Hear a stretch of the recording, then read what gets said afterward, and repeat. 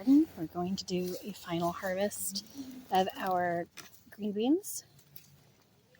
They're starting to turn yellow, so they're done for the season.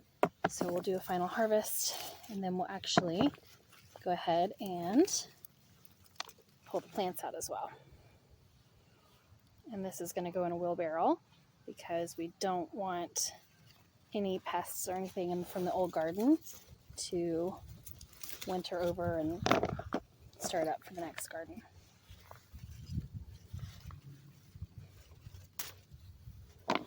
These are bush beans, which don't require any additional support because they don't get very tall. And